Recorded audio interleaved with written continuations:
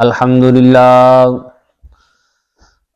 للہ رب العالمین والعاقبۃ للمتقین والصلاۃ والسلام علی رسولہ محمد وآلہ واصحابہ اجمعین اما بعد فاعوذ باللہ من الشیطان الرجیم بسم اللہ الرحمن الرحیم یا ایھا الذین آمنوا کتب علیکم الصیام کما کتب علی الذین من قبلکم لعلکم تتقون ایاما معدودات صدق اللہ العظیم ببرکۃ ان اللہ وملائکتہ یصلون علی النبی یا ایھا الذین آمنوا صلوا علیہ وسلموا تسلیما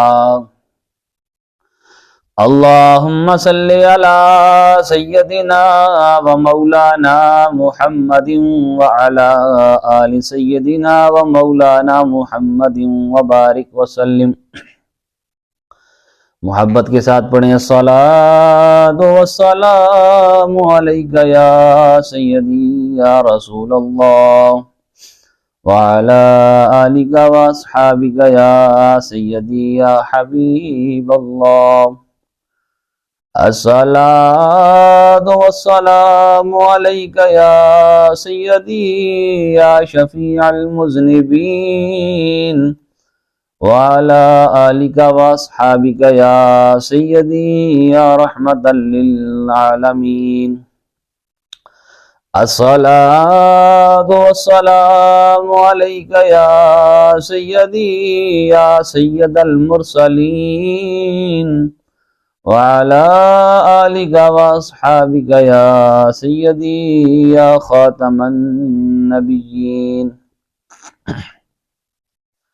تمام تعریفیں اس خالق کائنات کے لیے جو ہماری شاہرگ سے بھی زیادہ قریب ہے، درود لامحدود بے شمار انگنت بغیر گنتی کے بغیر حساب کے۔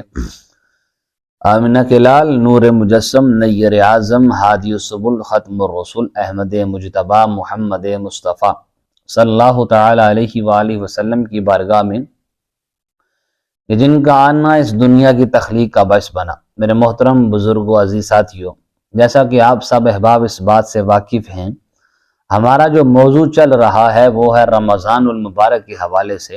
اسی متعلق آگے رمضان المبارک کے نورانی پروگرام، رمضان شریف کا مہینہ بڑا بابرکت مہینہ ہے، مقدس مہینہ ہے، رحمتوں کا مہینہ ہے، تقوی اور پرہیزگاری کا مہینہ ہے، بخشش کا مہینہ ہے، صبر کا مہینہ ہے، بھائی چارے کا مہینہ ہے، ہمدردی کا، غمخواری کا مہینہ ہے، قرآن کریم کا مہینہ ہے۔ رمضان شریف میں صرف قرآن نازل نہیں ہوا بلکہ پہلی کتابیں بھی رمضان میں نازل ہوئیں، تورات، انجیل، زبور، صحائف ابراہیمی، لیکن کسی کتاب نے رمضان کا ذکر نہیں کیا، اگر کیا ہے تو صرف قرآن نے کیا ہے۔ شہر رمضان الذی انزل فیہ القرآن، رمضان کا وہ مہینہ ہے جس میں قرآن نازل کیا گیا۔ رمضان کا وہ برکتوں والا مہینہ ہے جس کے اپنے نورانی وجدانی پروگرام ہیں۔ علامہ عبدالرحمن صفوری شافی ایک حدیث شریف نقل فرماتے ہیں کہ سرکار مدینہ صلی اللہ تعالی علیہ وآلہ وسلم فرماتے ہیں، جو رمضان کے ببرکت مہینے میں روزہ رکھ کر کسی مجلس ذکر میں حاضری دیتا ہے، درس قرآن، درس حدیث سنتا ہے، تو اس کے ہر قدم پر ایک ایک سال کی عبادت اجر و ثواب لکھا جاتا ہے، اور قیامت کے دن عرش کے سائے میں ہوگا۔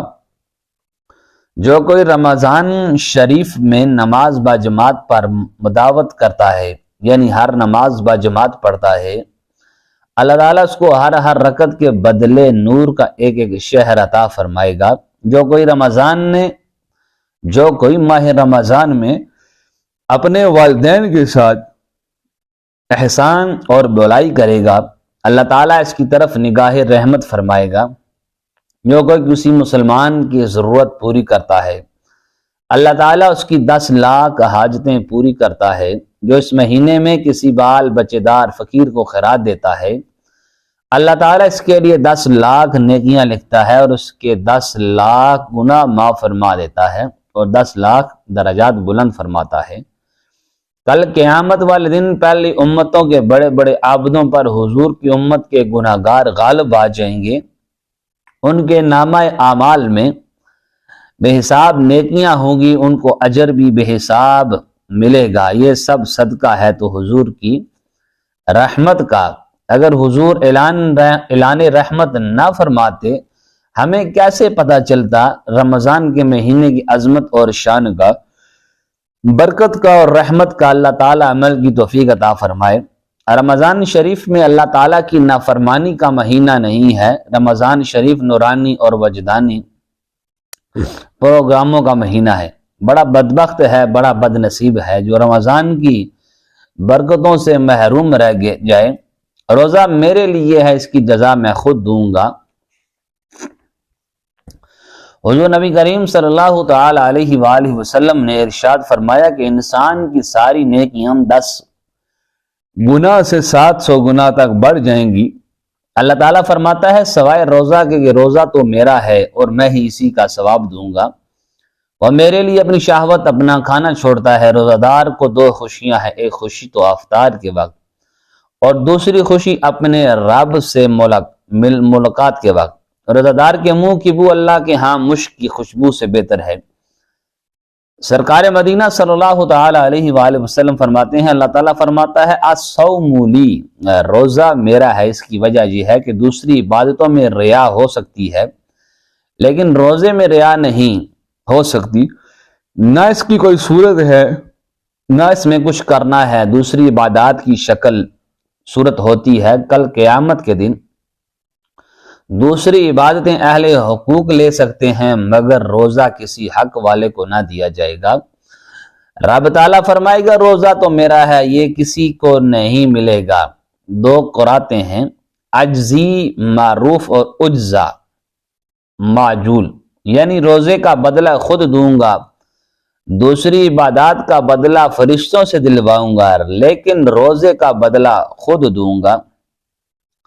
1 لاکھ رمضان کا ثواب۔ حضرت ابن عباس رضی اللہ تعالی عنہ سے روایت ہے رسول اللہ صلی اللہ تعالی علیہ وآلہ وسلم کا ارشاد ہے جس نے مکہ مکرمہ میں رمضان کا مہینہ پایا اور روزہ رکھا اور رات میں جتنا میسر آیا قیام کیا تو اللہ تعالیٰ اس کے لیے ایک جگہ کہ 1 لاکھ رمضان کا ثواب لکھے گا اور روزانہ ایک غلام آزاد کرنے کا ثواب اور ہر روز جہاد میں گھوڑے پر سوار کر دینے اور ہر دن میں نیکی اور ہر رات میں نیکی لکھے گا۔ اس حدیث شریف پر غور کریں کہ وہ مکہ جو سرکار مدینہ کی جائے ولادت ہے، وہاں پر اگر کوئی رمضان کے روزے رکھے تو اسے دوسرے مقامات کے 1 لاکھ ماہ رمضان کے برابر ثواب عطا کیا جاتا ہے۔ کتنا ثواب ہے، کاش ہمیں مکہ مکرمہ میں رمضان گزارنے کی سعادت مل جائے۔ جنت کی ہوا حضرت عبداللہ ابن عباس سے مروی ہے حضور پر نور صلی اللہ تعالی علیہ وآلہ وسلم فرماتے ہیں کہ جب رمضان المبارک کی پہلی تاریخ ہوتی ہے تو عرش عظیم کے نیچے سے مبشرہ نامی ہوا چلتی ہے جو جنت کے درختوں کے پتوں کو ہلاتی ہے۔ اس ہوا کے چلنے سے ایسی دلکش آواز بلند ہوتی ہے کہ اس سے بہتر آواز آج تک کسی نے نہیں سنی۔ حوریں اللہ تعالیٰ کی بارگاہ میں عرض کرتی ہیں یا اللہ اپنے بندوں میں ہمارے لیے شوہر مقرر فرما۔ پس رمضان کے روزہ داروں میں سے کوئی ایسا نہ ہوگا جس کو ان حوروں میں سے حور نہ ملے۔ ان حوروں کے واسطے سرخ یاقوت سے بنا ہوا ہے ایک تخت ہے، ہر تخت پر 70 فرش ہیں اور 70 نعمت کے خوان مختلف قسم کے کھانوں سے بھرے ہیں۔ یہ سب نعمتیں روزہ دار کے لیے ہوں گی اور یہ ان نیکیوں کے علاوہ ہوں گی جو روزہ دار نے رمضان شریف میں کی ہیں۔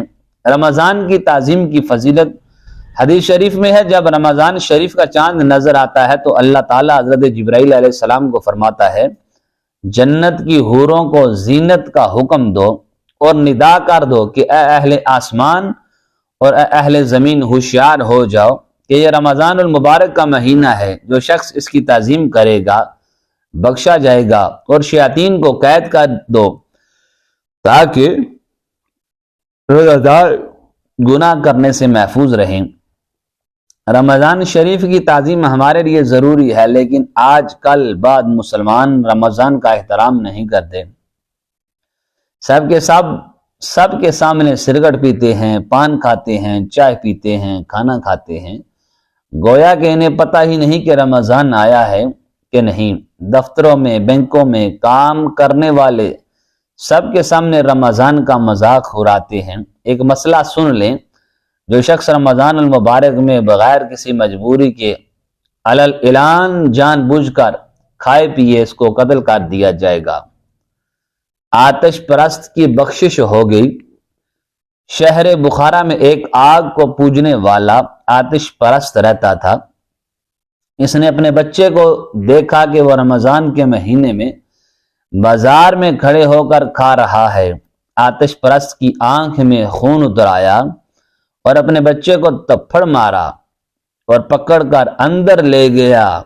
اپنے بچے کو کہا، تجھے پتہ نہیں مسلمانوں کا رمضان المبارک کا مہینہ ہے، تو بازار میں کھڑے ہو کر کھا رہا ہے۔ جب آتش پرست کا انتقال ہو گیا، کسی نے خواب میں جنت میں اسے ٹہلتے ہوئے دیکھا تو اسے بڑا تعجب ہوا۔ پوچھا تو کسی مجوسی تھا، جنت میں کیسے آ گیا ہے؟ کہنے لگا، واقعی میں مجوسی تھا، لیکن جب موت کا وقت آیا تو اللہ نے احترام رمضان کی برکت سے مجھے ایمان کی دولت سے سرفراز فرمایا اور مرنے کے بعد جنت عطا کی۔ وآخر دعوانا ان الحمد للہ رب العالمین۔